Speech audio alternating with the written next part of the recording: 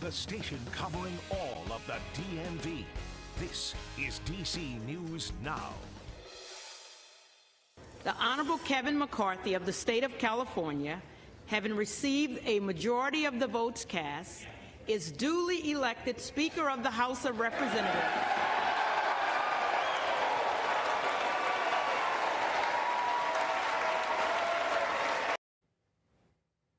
Breaking overnight after 4 days and 15 rounds of voting, Kevin McCarthy is now the Speaker of the House of Representatives. McCarthy was able to do this with 216 votes instead of the typical 218, as 3 members of Congress weren't present at the time of voting. Our Washington correspondent Jesse Tenor was on the Hill overnight as this all unfolded and breaks down what it took for us to get here and how this chaos could affect lawmakers moving forward. McCarthy has now achieved his long-sought-after goal of becoming Speaker, but a group of fellow Republicans made him work hard for it.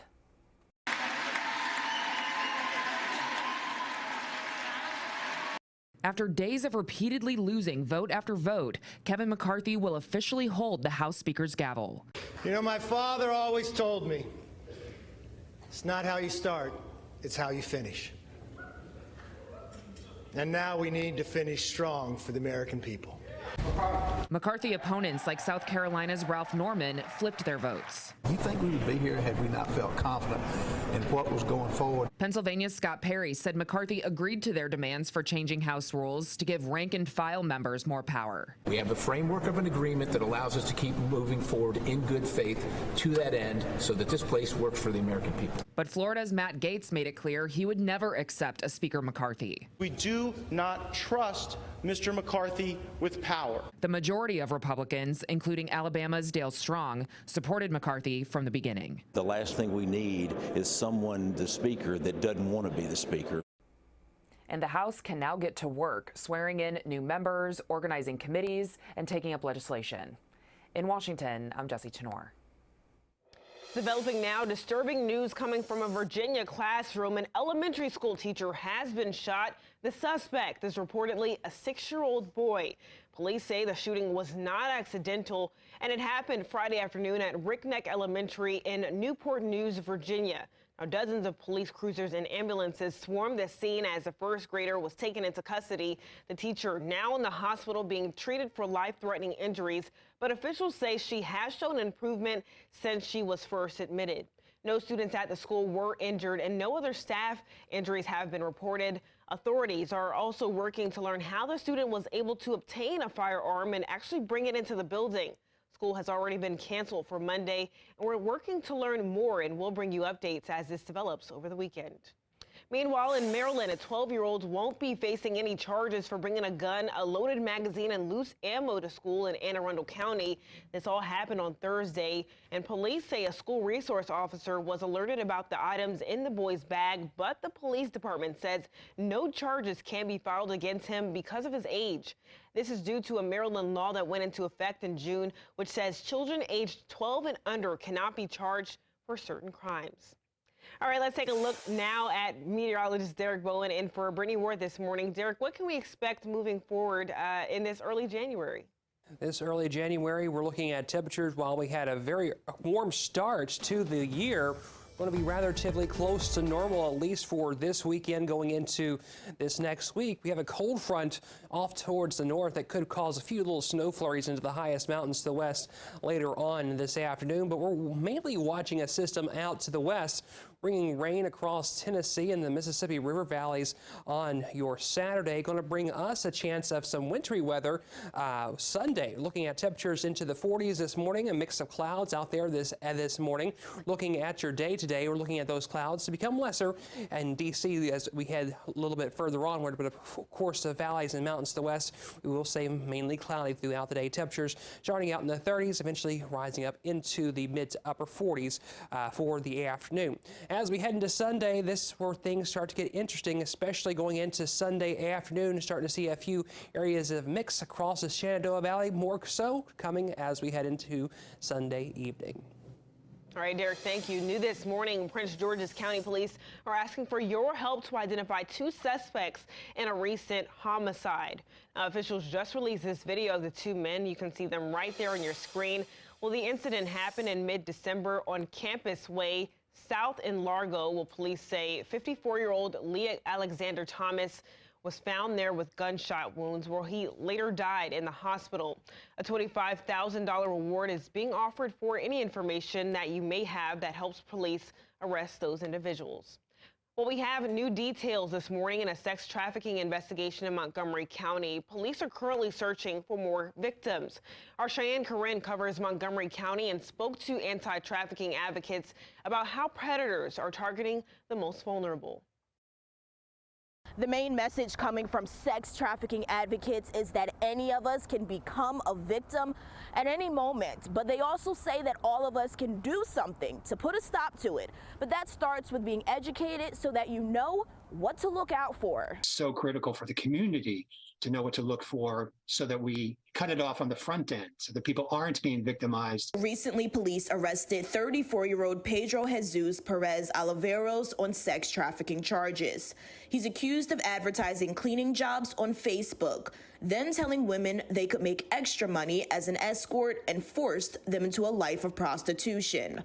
Court documents show he told one victim he wouldn't let her go without paying him $10,000. I mean, I think social media, all sorts of different, chat platforms and, marketplace platforms, I think it absolutely heightens the risk for vulnerable people. While anyone could become a victim of trafficking, those advocates consider most vulnerable are those who don't have a great support system, are looking for work, or recently arrived in the U.S. Patrick McKenna provides legal services to survivors.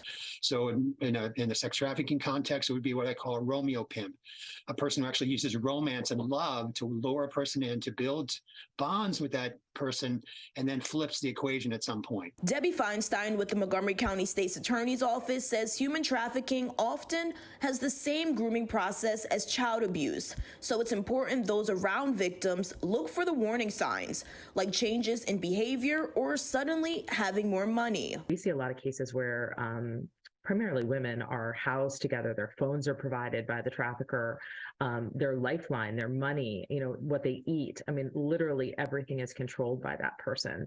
And I think it's, watching out for that power and control dynamic. And also here in Montgomery County, we have a human trafficking task force, which focuses on response and prevention. We'll have that resource along with others on our website, dcnewsnow.com. Reporting in Montgomery County, Maryland, I'm Cheyenne Corinne for DC News Now. It's a solemn moment. It's a moment that I hope never repeats itself. Members of Congress coming together to remember a dark day in U.S. history 2 years ago that a mob of rioters attacked the U.S. Capitol, threatening democracy, breaking windows, climbing walls, and fighting with police. Yesterday, lawmakers on both sides of the aisle took a moment to recognize those who face fierce intimidation and put their own lives on the line. We will never forget their sacrifice, and we will never forget this day. Well, things are a lot calmer around the U.S. Capitol now than they were 2 years ago. Security is tighter and will remain that way throughout much of the weekend. Our Dave Laval spent most of yesterday at the Capitol and gives us a look at the scene. The sidewalks around the Capitol are closed and are expected to remain that way for much of the weekend. You also have more Capitol Police on hand to help keep the peace in case something happens. Well, that extra help was needed earlier Friday as things got quite a bit tense. Demonstrators placed flowers as a tribute to some of those who took part in the January 6th riot. It's been 2 years to the day since insurrectionists attacked the building in an attempt to interfere with the certification of Joe Biden's election, which happened inside.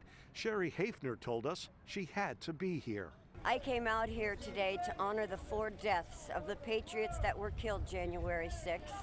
While demonstrators showed their support for the fallen, they did not find any from Arlington's Jonathan Teitelbaum and friends who visited the Capitol. If I'm being honest, I have no sympathy to the people who lost their lives when they committed the insurrection. I do believe there were a few people who were protecting the U.S. Capitol who did lose their lives, and that's a tragedy. It's kind of sad that's still happening, but I mean, it's nice that the roses are out here. Obviously, people are still kind of emotionally, damaged by what happened 2 years ago. The rally in front of the Capitol was the second stop for the random group. Demonstrators spent much of the day across the street in front of the U.S. Supreme Court. A lot of it involved very vocal confrontations with opponents, including vulgar language, not what Arlington's Brad Peters wanted to hear. It's also good for, people also just, if they have different opinions, to just vocalize it peacefully. I think that's what some people are trying to do. Watch out, watch out. The demonstration provided some tense moments, but nothing like what happened here exactly 2 years ago.